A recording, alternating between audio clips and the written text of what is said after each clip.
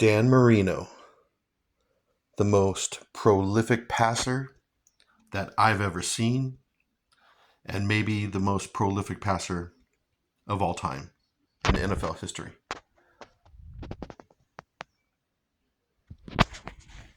Hey everybody, so my next football card video is of Dan Marino because I have decades of memories about this guy. Okay, where do I begin?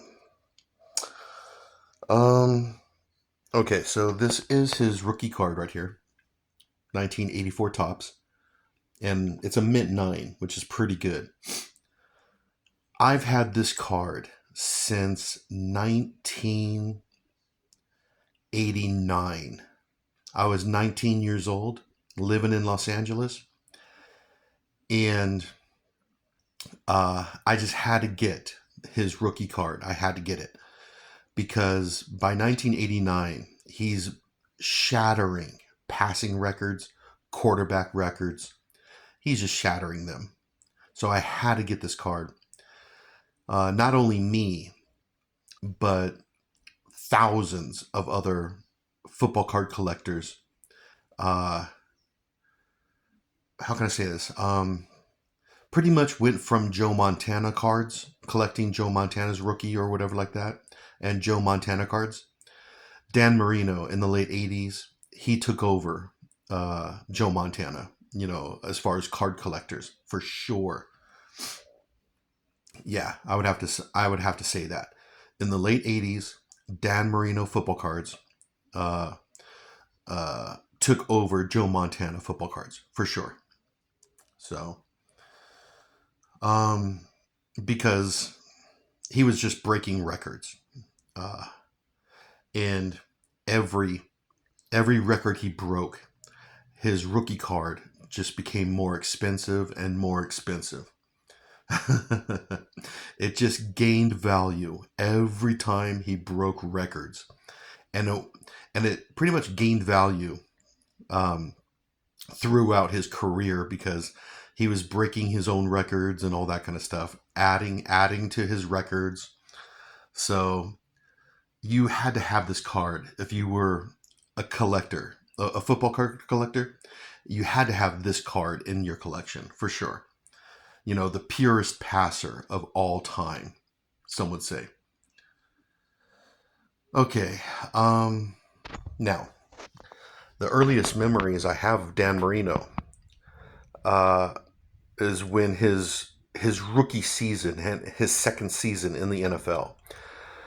I was 13, 14 years old, and I was still learning about football players, kind of, playing football at school, talking football with classmates, and I knew who Dan Marino was. By the end of 1983, I know who he was. Now, before that, when he was at Pitt for college, I never knew who he was because in the early 80s, I was watching USC Trojans football. Pretty much in the early 80s, it was just Trojan football. I didn't branch out yet and start watching other colleges until the mid 80s, late 80s. So I had no idea who Dan Marino was at Pitt, but his rookie season was really good. And his second season, he was just breaking records. So, yeah, like I said, I was just kind of too young to watch him in college. What else? So my earliest memories of Dan Marino is, like I said, 1980, really 1984, 1985. 84, he goes to the Super Bowl against the San Francisco 49ers, Joe Montana. They lose.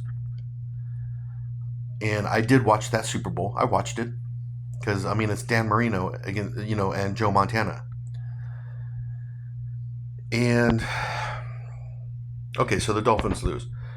But then after that, Dan Marino was all over TV. He was doing TV commercials with Joe Montana, that Diet Pepsi commercial. He was doing Isotoner gloves commercials.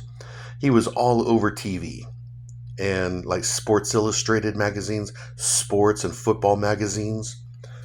Um, so, yeah, the earliest memories I have of Marino, 1984, Super Bowl. He was the MVP of the league, shattering records. Uh, it was crazy what he was doing. Um, what else?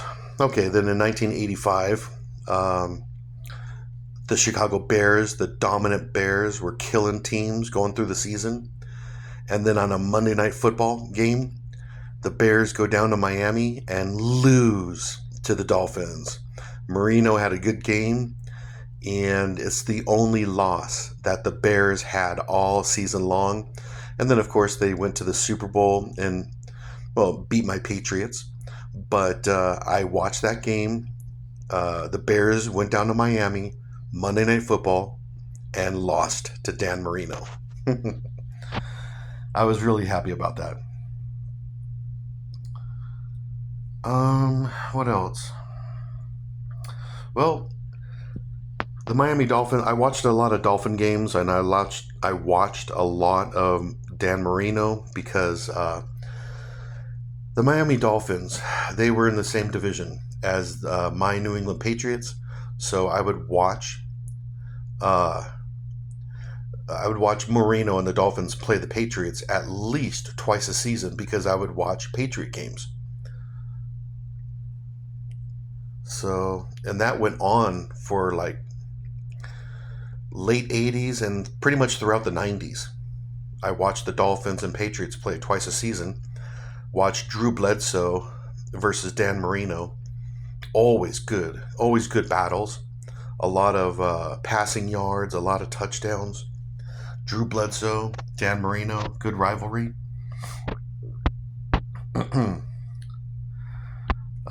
What else can I tell you about my memories of Dan Marino? Oh, you have the Spike, the New York Jets, the fake Spike game, and I watched it. I watched it. um, what else? I did watch his last game in the NFL.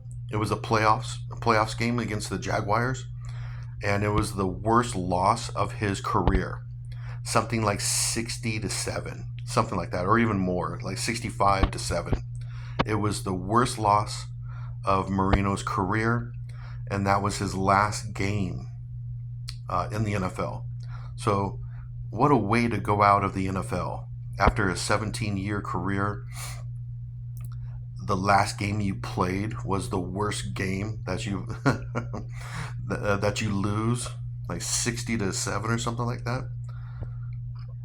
So, anyways, but one of my favorite players, Dan Marino, late 80s uh, and throughout the 90s.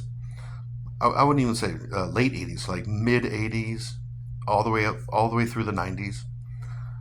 Um, Lots of memories of this guy. I can't, tell you. I mean, I watched a ton of football in the 80s and 90s, and Dan Marino was always there.